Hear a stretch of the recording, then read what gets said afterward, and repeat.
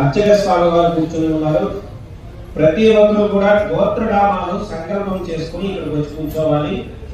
ఆ యొక్క సంకల్పంలో మీ మనస్సులో ఎటువంటి కోరిక ఉన్నా అక్కడ కూర్చున్నటువంటి అర్చక స్వామి దగ్గర ఆ యొక్క సంకల్పంలో మీకు ఉన్నటువంటి కోరికలన్నీ కూడా చెప్పుకుని దంపతి సమేతంగా ఇక్కడికి వచ్చి కూర్చోవలసిందిగా తెలియజేస్తున్నా. అలాగే ఈ రోజున ఇక్కడ ఎటువంటి కార్యక్రమాలు చేసుకుంటున్నాం అనేటువంటి విషయం ఇక్కడ స్వామి వారికి ఇంకొద్ది సమయంలో రక్ష మిత్రధారణ చేయడం జరుగుతుంది. ఆ తర్వాత ఇక్కడ ఏ యొక్క శాస్త్ర ప్రకారంగా అలాగే ఇక్కడ జరుగుతున్నటువంటి యజ్ఞం యొక్క విశేషాన్ని తర్వాత గతంలో తెలుసుకున్నాం. ఓం నమో వెంకటేశ్వరాయ. మీకందరికీ కూడా ఇక్కడ ఇప్పటి వరకు కూడా చేసినటువంటి యజ్ఞంలో ఉన్నటువంటి శక్తిని కలశంలోకి ఆపాదన చేసిన తర్వాత ఒక 10 నిమిషాల పాటు ఇక్కడ తెరవేయడం జరుగుతుంది. స్వామి వారికి చివరగా మహానైవేద్యం చేయబోతూ ఉన్నారు. ఆ యొక్క నైవేద్యం అయిన తర్వాత మంగళహారతి ఉంటుంది. ఆ తర్వాత భక్తులందరికీ కూడా తెలియజేస్తాం. అప్పటి వరకు కూడా కూర్చుని ఉండండి. ప్రతి ఒక్కరికి కూడా తెలియజేస్తాము. మేము సూచించినప్పుడు మాత్రమే ప్రతి ఒక్కరు కూడా వచ్చి యజ్ఞ ఫలితాన్ని పొందండి. ఇక్కడ మేము 3 విధాలుగా ఈ యొక్క ఫలితాన్ని అందించడం జరుగుతుంది. ప్రథమంగా యజ్ఞ భస్మాన్ని ప్రతి ఒక్కరికి కూడా నుదుటిన తిలకధారణ చేస్తారు. రెండవది విశేషంగా ఆరాధన చేసినటువంటి కలశంలో ఉండేటువంటి తీర్థాన్ని ప్రోక్షణ చేయడం జరుగుతుంది ప్రతి ఒక్కరికి కూడా. అలాగే మీ తరపుగా యజ్ఞాన్ని నిర్వర్తించినటువంటి ఆచార్య స్వామి వారు ప్రతి ఒక్కరికి కూడా ఆశీర్వచనము, అలాగే స్వామికి అష్టోత్తరం చేసినటువంటి ఆ యొక్క పుష్పాన్ని కూడా అందిస్తారు.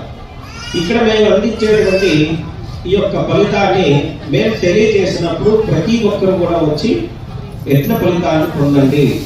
ఆ తర్వాత మీరందరూ ఇక్కడ యజ్ఞ ఫలితం పొందిన తర్వాత కౌంటర్ వద్దకి వెళ్ళడం జరుగుతుంది.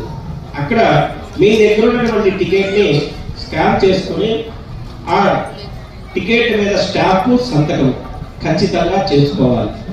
ఆ విధంగా ఈ 3 ప్రక్రియలు పూర్తి చేసుకుంటేనే తిరుమలలో దర్శనానికి అనుమతిస్తారు.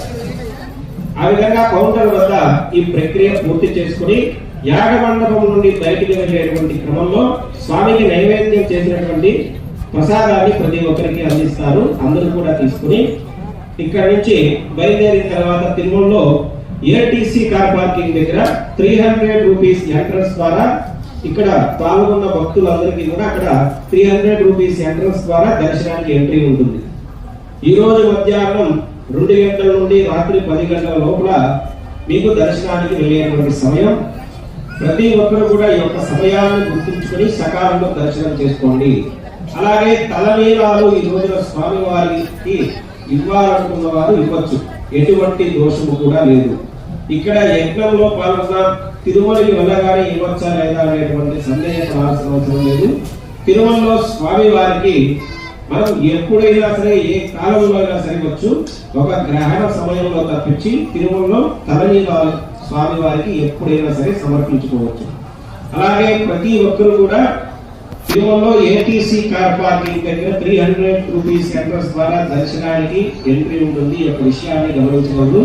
అలాగే మధ్యాహ్నం 2 గంటల నుండి రాత్రి 10 గంటల లోపల మీ యొక్క టికెట్ ద్వారా దర్శనానికి వెళ్ళేటువంటి సమయం.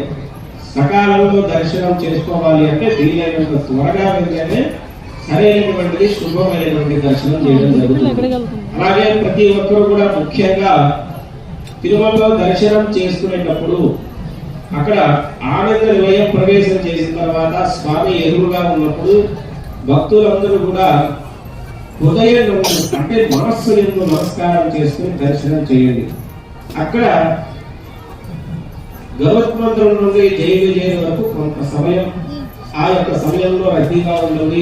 దర్శనం చేసుకునేటువంటి ప్రయత్నం చేస్తే స్వామి వారిని మనం చూడొచ్చు.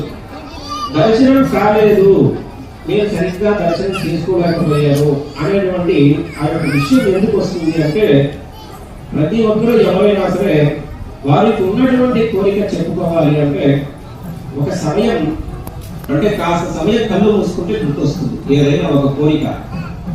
కళ్ళు తెరిస్తే ఎందుకు గుర్తు రాదంటే స్వామివారిని చూసుకున్నంతసేపు మనకి కొన్ని కోరికలు గుర్తుకు రావు. ఎందుకంటే స్వామి వారిని చూస్తున్నప్పుడు మనకి ఏ ఒక్క విషయం జ్ఞాపకం రాదు. కాబట్టి అందుకని కళ్ళు మూసుకుంటారు భక్తులు. అందువల్ల ఏమవుతుంది, అక్కడ ఉన్నటువంటి రద్దీ కారణంగా మనం కాస్త సమయం దర్శనం చేసుకోబోయేటువంటి ఆ యొక్క అవకాశాన్ని కూడా కోల్పోయి కళ్ళు తెరిచేసరికి బయట ఉంటారు. మాకు దర్శనం కాలేదు అంటారు. మీరు ప్రత్యేకించి కళ్ళు మూసుకున్నారు కదా బయటికి ఎలా వెళ్ళామంటే లైన్లో ఉన్న జాగ్రత్తగా తీసుకెళ్ళిపోతారు బయటికి. అంతసేపు కళ్ళు మూసుకొని మన లిస్ట్ అంతా కూడా పూర్తి చేసుకుంటూ ఉంటాయి. అక్కడ కాస్త సమయం ఉండేదే తక్కువ. ఆ సమయంలో స్వామి వారిని దర్శనం చేసేటువంటి ప్రయత్నం చేయండి. అక్కడ దర్శనం అయిన తర్వాత మీకు ఎటువంటి కోరిక ఉన్నా సరే తిరుమలలో స్వామి వారికి చెప్పుకోవాలన్నప్పుడు ప్రథమంగా దర్శనం చేసుకుని అక్కడ నుండి బయటికి రాగానే ఒకలామాత దర్శనం చేసి తీర్థం శటారి తీసుకుని విమాన వెంకటేశ్వర స్వామి వారు అని ఆనందంలో ఉంటారు. అక్కడ ఒక బోర్డు కూడా పెట్టుంటారు, విమాన వెంకటేశ్వర స్వామి వారు. ఆయన ఎదురుగా కూర్చొని మీకు అన్ని కోరికలు ఉన్నా కూడా పూర్తి చేసుకోవచ్చు. కాబట్టి అందరూ కూడా ఆ విధంగా దర్శనం చేసుకోండి. అలాగే ప్రతి ఒక్కరు కూడా ఇక్కడ మేము తెలియచేసినప్పుడు మాత్రమే వచ్చి యజ్ఞ ఫలితాన్ని పొందండి. ముందుగా ఎవరు కూడా లేవద్దు, లేచి నిలబడుకోవద్దు, ఇలాగే కూర్చుని ఉండండి. మీకు అందరికీ కూడా తెలియజేస్తాం. ఇప్పుడు స్వామి వారికి నైవేద్యం చేయడం కోసం తెర వేయడం జరుగుతుంది. ఈ తెర తీసిన తర్వాత బగల ఆరుతుంది. ఆ తర్వాత మీకు అందరికీ తెలియజేస్తాం. మేము తెలియజేసిన తర్వాత ప్రతి ఒక్కరూ కూడా లైన్ లో వచ్చి యజ్ఞ ఫలితాన్ని పొందండి. అలాగే భక్తులందరూ కూడా లైన్ లో వచ్చేటప్పుడు ఎవరు కూడా అక్కడ తోసుకోవడం కానీ